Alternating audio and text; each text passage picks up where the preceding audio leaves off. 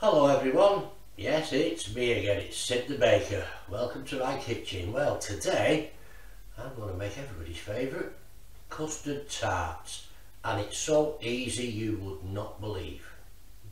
Let's go through the ingredients.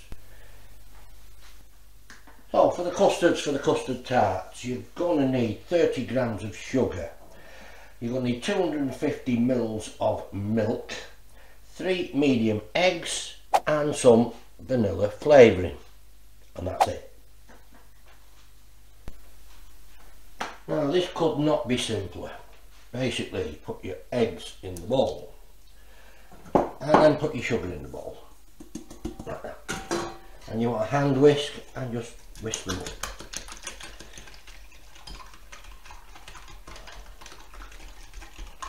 At this stage all we're doing is getting the sugar mixed into the egg. The purpose of this is not to beat air into the eggs, it's just to get the sugar mixed up. There it is, all mixed in. Next, add your milk. There's the milk. And again, mix it all together.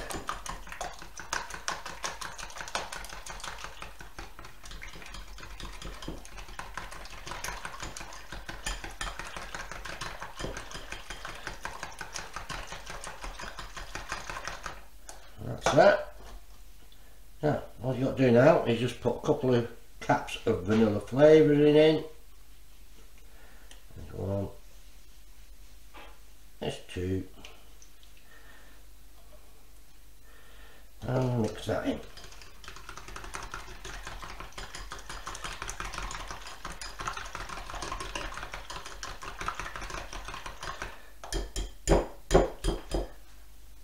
And that's it.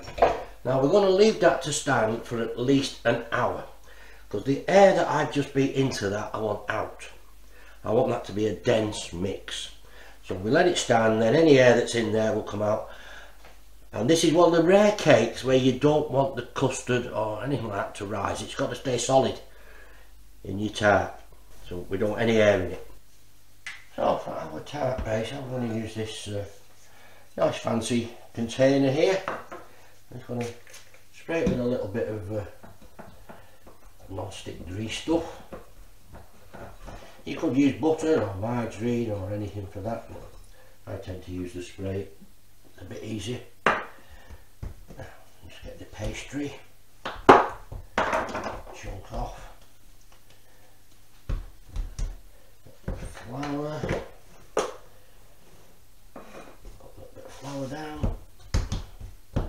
And remember, we don't work pastry too much. We only do what we've got to do with it.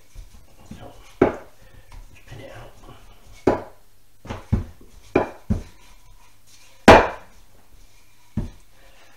Measure the bowl with your rolling pin, like that. Plus a bit for the side, so a little bit more.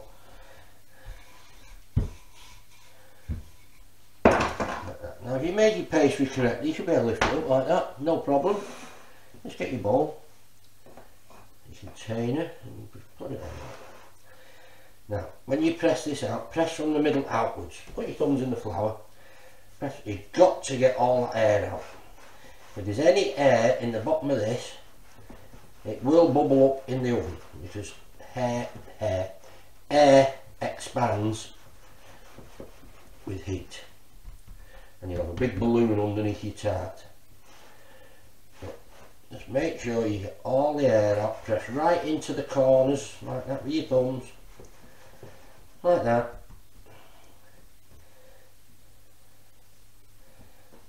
And then just trim it off.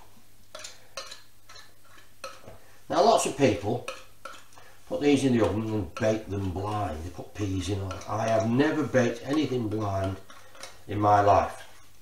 In the bakery there's just no time to bake blind. It's all about where you put it in the oven, how hot you have the oven, etc, etc. If you put it right in the oven at the right temperature in the right part of the oven, it will cook at the same time as your filling. There you go. Right, so everything's been stood for a while now, so it's time to do the next stage. Incidentally, I didn't mention why we use full cream milk. We have to use full cream milk in custard. Skim milk, semi-skim milk just doesn't seem to work the same. You really need the full cream milk. There you go, just put it in. Leave it about 1/4 inch from the top. Get some little bit of nutmeg. Just put some on the spoon. Now just do it like that and just squeeze it on like that. There you go. Get some nice nutmeg on there. That'll give it a little bit of colour. Now, this is the trickiest bit you're going to have, because you've got to get that from there into the oven without spilling it. So steady hands. This is the hardest part of this recipe. There you go, nice and easy, nice and steady. So there it is in the oven. We've done it around about 2 inches again from the bottom of the oven, 150 degrees on the fan oven, and we'll leave it for about half an hour. We've been around about 30 minutes now, and I'm just going to try this and see how it looks. Now, how can you tell if a custard tart is ready? Well, that's the difficult bit, especially with a big one. Basically, just get it and just tip it slightly. If it doesn't move, it's ready. If it starts flopping around a little bit, put it back in. It won't do any harm, just put it back in. Then, if it starts rising a bit in the middle, it's gone too far. It will rise, but then it will fall back down again. Now that is ready. So I'm going to lift it out and I'm going to put it on there. Now, what I did with this oven, and I don't know if you can do it with yours, but around about 5 minutes ago, I turned the fan oven off and I turned it to just bottom heat. There's a setting on this oven, you can have top heat, you can have bottom heat, or you can have the fan oven. So 5 minutes ago I turned just bottom heat to make sure the bottom of that pastry was cooked. That's how we used to do it in the bakery. Bakery ovens have 2 sets of heat, top heat and bottom heat. So you set the bottom heat higher than the top heat so that it cooks through better. So there you go, a little tip. Right, so I'll let that cool down now until it goes stone cold, and then we'll slice it up and we'll see how it looks. So that was custard tarts, and there it is. I've let it go cold, I've sliced it up. You see it's cooked perfectly. There's the piece that I've cut out. It's baked at the bottom as well. It's nice and firm. It's beautiful. Now, those eagle eyes that are out there would have noticed that I had a little bit of custard over and a little bit of pastry over. You can't let things go to waste, can you? So there's a little tart that I made. You can make it all in little tarts if you like. You don't have to make one big one. Make loads of little ones. But this is just handy for the baker to try. That's beautiful.